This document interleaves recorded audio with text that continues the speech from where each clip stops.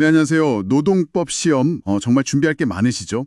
오늘은 그중에서도 시험에 아주 자주 나오는 대법원 판례, 바로 2010도 20447 판결을 좀 깊게 파고들어 보려고 합니다. 네, 안녕하세요. 이게 은행 직원의 업무지원력 발령 사건인데요.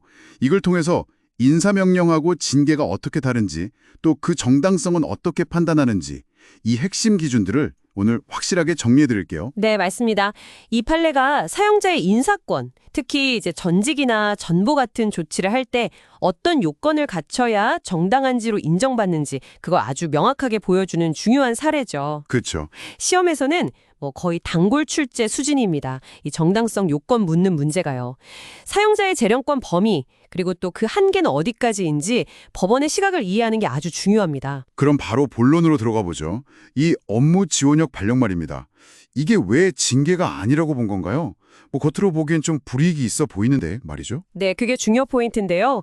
법원은 일단 이 조치가 은행의 내부 규정, 그러니까 후손력 관리 방안이라는 그 규정에 따른 것이라고 봤어요. 아, 내부 규정이 있었군요. 네, 그리고 그 목적 자체가 직원을 벌 주려는 어떤 징벌 목적이 아니라는 거죠.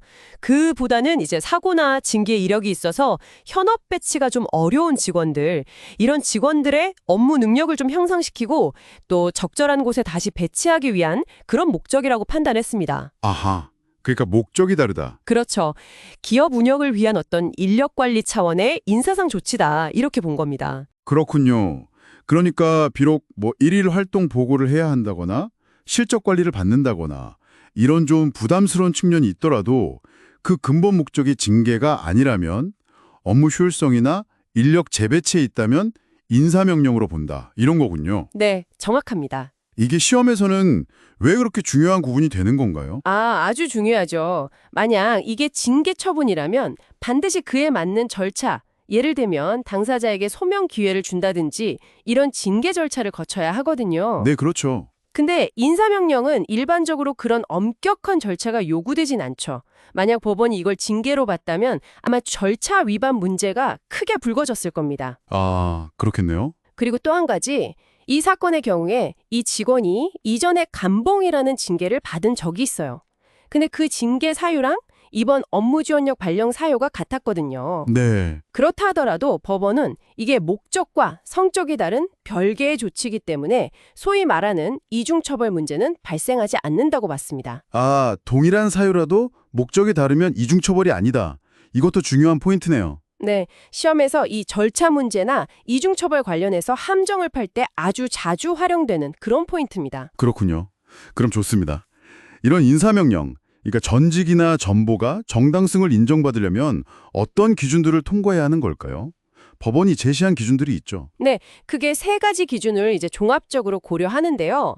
그 핵심은 바로 업무상의 필요성, 그리고 그 조치로 인해서 근로자가 입게 되는 생활상의 불이익, 이 두 가지를 비교하는 데 있습니다. 비교, 교량한다고 하죠. 네, 비교, 교량한다고 하죠. 첫 번째가 업무상 필요성입니다. 이게 그냥 인력을 좀 바꾸고 싶다 이런 막연한 정도로는 안 되고요. 인원 배치를 변경해야 할 어떤 실질적인 필요성이 있고 또 왜 하필 그 근로자를 대상으로 선정했는지 그 선정에도 합리적인 이유가 있어야 한다는 겁니다. 합리적인 이유? 네, 물론 이게 꼭 경영상 긴박한 필요성만 의미하는 건 아니고요. 업무 능률을 높인다거나 조직 분위기를 좀 쇄신한다거나 근로자들 간의 어떤 관계 개선, 인화 도모 이런 것도 포함될 수 있는 비교적 넓은 개념이긴 합니다. 예를 들어자면 그냥 막연하게 분위기 쇄신 이렇게만 하면 좀 부족할 수 있고 구체적으로 어떤 경영상의 판단이나 조직 개편의 필요성 같은 게 좀 뒷받침돼야 업무상 필요성이 인정될 가능성이 높다. 이렇게 이해하면 될까요? 네, 아주 정확하게 이해하셨습니다. 그런 구체성이 필요하죠.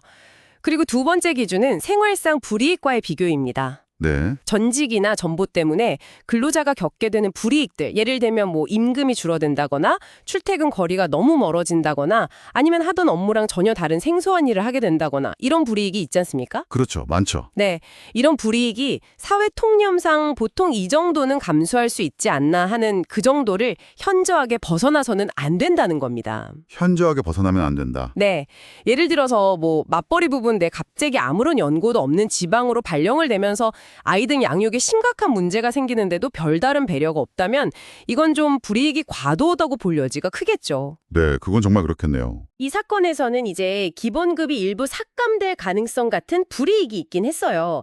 하지만 또 성과에 따라서는 다시 현업으로 복귀할 가능성도 열려 있다는 점, 이런 점들을 고려해서 불이익이 도저히 감수 못할 정도는 아니다, 이렇게 판단했습니다. 아, 종합적으로 판단하는군요. 마지막으로 세 번째 기준이 신의칙상 협의 절차입니다. 협의 절차. 네, 발령을 내기 전에 근로자 본인이나 아니면 노동조합과 성실하게 협의를 거쳤는지 이 여부도 중요한 판단 요소 중 하나입니다. 하지만 여기서 이제 시험에 잘 나오는 함정이 있습니다. 네, 어떤 거죠? 이 협의 절차를 거치지 않았다는 사실, 그 자체만으로 인사명령이 바로 무효가 되는 건 아니라는 점입니다. 아, 필수는 아니다. 그렇죠. 다른 요건들, 그러니까 업무상 필요성이 크고 생활상 불이익이 그다지 크지 않다면 협의 절차가 좀 미흡했더라도 그 인사명령 자체가 유효하다고 인정될 수도 있다는 겁니다. 대법원 판례들이 일관되게 그렇게 보고 있고요. 이 점을 꼭 기억하셔야 합니다. 시험에선 마치 필수인 것처럼 오답을 유도하는 경우가 많아요. 아, 그렇군요.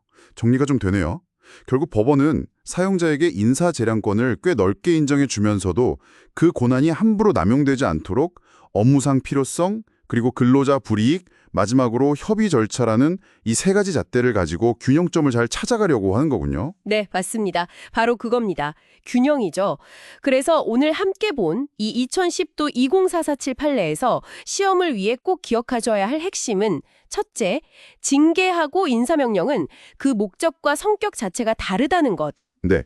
둘째, 인사명령의 정당성은 업무상 필요성과 근로자 생활상 불이익을 비교하고 여기에 협의 절차 이행 여부까지 종합적으로 고려해서 판단한다는 것.